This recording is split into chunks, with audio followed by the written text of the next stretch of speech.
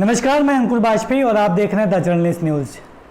बिहार की सियासत में इन दिनों काफ़ी गर्माहट है। कोरोना महामारी के दौर में राजनीति का एक और वायरस एक्टिव है। सारण में भाजपा सांसद राजीव प्रताप रूडी के छिपाए गए एम्बुलेंस को पकड़ने की घटना के बाद से ही जाप सुप्रीमो पप्पू यादव को बिहार पुलिस अलग अलग मामलों में प्रताड़ित कर रही है। पप्पू यादव ने इसे लेकर कई सारे ट्वीट किए हैं, जिसमें यह स्पष्ट तौर पर आरोप लगाया गया है कि बिहार सरकार के इशारे पर उन्हें कोरोना संक्रमित कराकर मारने की साजिश रची जा रही है। आज भी उनके द्वारा लिखा गया एक पत्र वायरल है। जाप सुप्रीमो पप्पू यादव की रिहाई को लेकर सारण जिले के तरैया विधानसभा में जन अधिकार पार्टी लोकतांत्रिक के प्रदेश सचिव संजय कुमार सिंह के द्वारा लगातार सरकार का पुतला फूंका जा रहा है।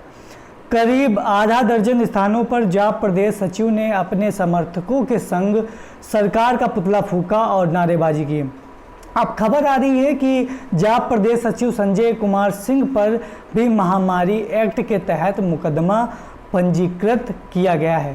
हालांकि संजय कुमार सिंह इसे अपने खिलाफ साजिश बता रहे हैं। इसी मुद्दे पर सवाल जवाब के लिए द जर्नलिस्ट न्यूज़ पर हम संजय कुमार सिंह को सीधे जोड़ रहे हैं। विस्तार से समझेंगे और आखिर बिहार की राजनीति में चल क्या रहा है ये देखेंगे। संजय जी, स्वागत है आपका हमारे चैनल। बिहार में तेजी से सियासी घटनाक्रम बदल रहे हैं। कल आप पर भी महामारी एक्ट में मुकदमा दर्ज किया गया है। आप इसे किस नजरिए से देखते हैं? जी संजय जी। जी नमस्कार, जय बिहार। मैं यही कहना चाह रहा हूँ, सियासी गर्म होने की बात नहीं है। इस किस वजह से ये सियासत चालू हुई है और क्यों किया जा रहा है, ये महत्वपूर्ण होती है।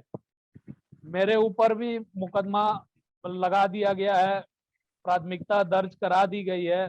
ये सारण जिला में ही सिर्फ हो रहा है, बाकी जगह कहीं पे भी भीड़ हो रही है। कोई शासन प्रशासन को कोई लेना देना नहीं है। सिर्फ इस केस में पप्पू यादव जी को और पप्पू यादव जी का पार्टी को या हमको किसी तरह से फंसाना है और हम लोगों का आवाज दबाना है। ये एक ही काम रह गया है सरकार को। आपदा भी नहीं दिख रही है इस सरकार को कि आपदा की घड़ी है, आपदा में क्या किया जाए। इनको सिर्फ मुकदमा चलाना है या आवाज रोकना है, या जो लोग सेवा कर रहे हैं वो लोगों को मुंह बंद कराना है। इसके अलावा सरकार के पास आज के डेट में कोई काम नहीं है।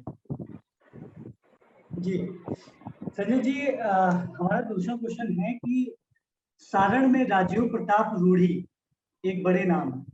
पूर्व में मोदी कैबिनेट में रहे हैं, अभी भी बतौर प्रवक्ता उनके ऊपर बड़ी जिम्मेदारी है। आप आरोप लगा रहे हैं कि सारी सियासत के सूत्रधार राजीव प्रताप रूडी है।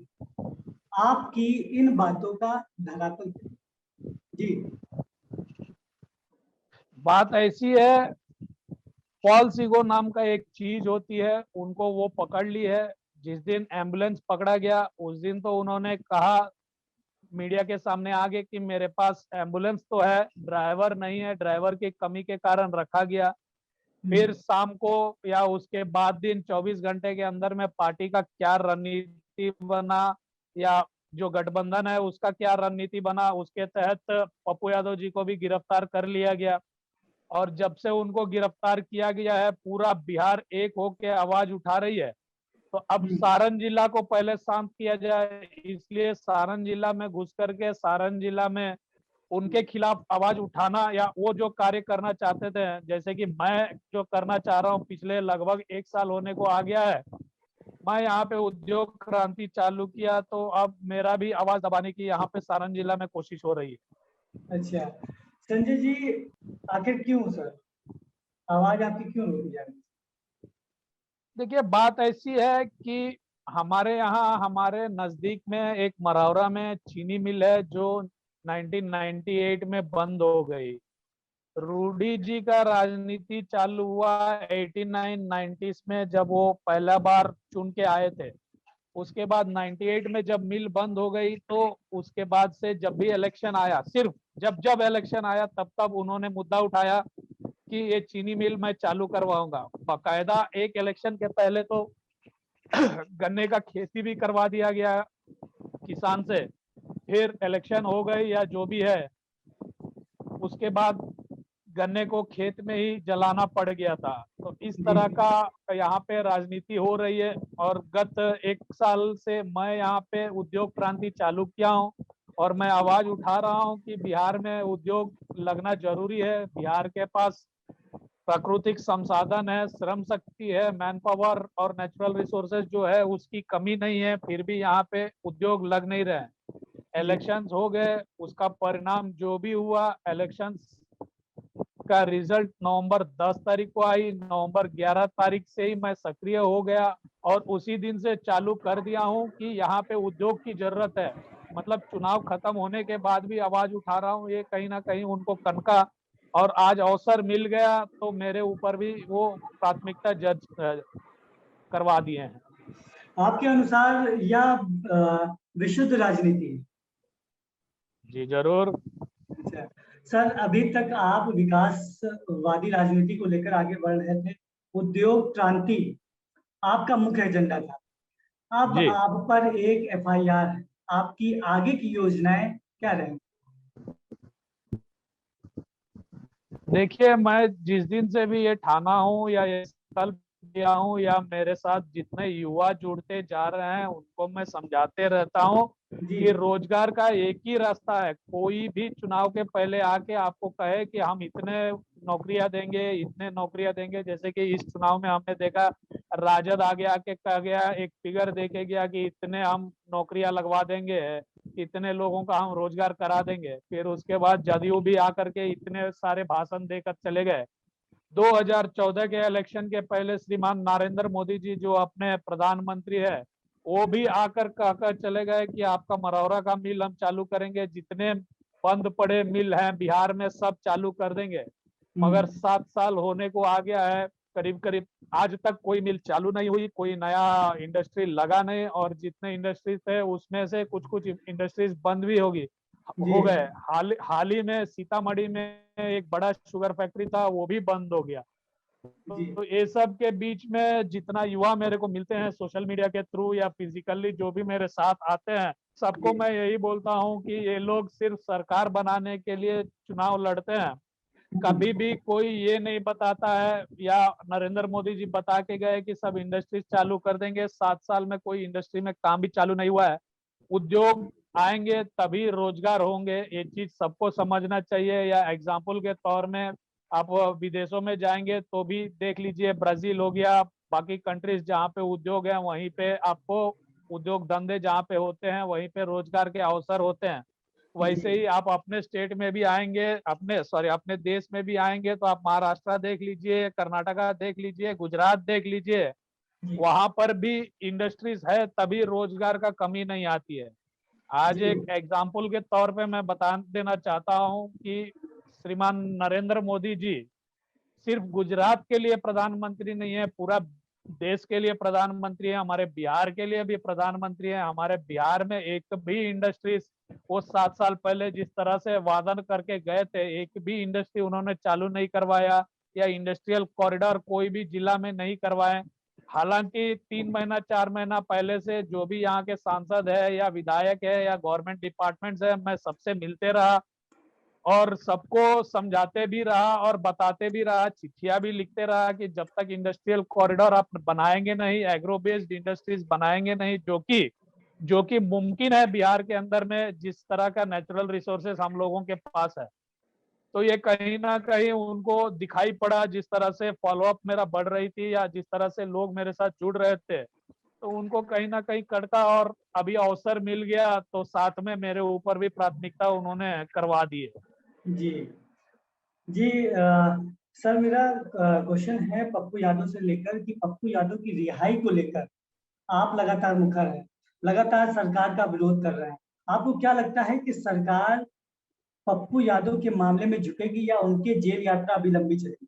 जी देखिए, अब बात ये हो गई है कि ये एक षड्यंत्र हो गई है, क्योंकि उनको जिस दिन लेके जाया गया या जिस दिन पुलिस उनके पास पहली बार पहुंची, तो खैर एक आध घंटा जो पुलिस वहां पहुंची थी उनको सरकार के तरफ से यही कह के भेजा गया था कि आप लोग पहुंचिए, तब तक हम लोग बता देंगे कि किस मुकदमा में है, उनको अरेस्ट करना है। फिर बाद में उनको बताया गया कि आप, जैसे मेरे पे जो मुकदमा लगी है 144 का उल्लंघन, वो केस उनके ऊपर लगाया गया और वही चीज वहां पे हमारे पार्टी के लोगों को और उनको बताया गया। वहां से कहा गया कि नजदीक के पुलिस स्टेशन में जाना है, वहां से पुलिस स्टेशन बदला गया, गांधी मैदान थाना पे लेके जाया गया। वहां पे जाने के बाद इंट्रोगेशन टाइप चालू हो गई। 5-6 घंटा बाद सरकार को समझ में नहीं आया कि इनके ऊपर क्या केस किया जाए, और तब जाके 1989 का कोई पुराना केस निकाल के लेके आए, जबकि वो केस में कोई आधार नहीं है।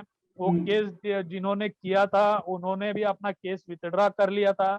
आज का डेट में भी हम लोग उच्च न्यायालय में चिट्ठी दे रखे हैं, उस केस के बारे में पूरा कागज पत्र के साथ फाइल सबमिट किए हैं कि वो केस तो विथड्रॉ हो गई है, फिर भी वो केस पे मुकदमा क्यों चल रही है और हमारे सुप्रीमो क्यों जेल में है।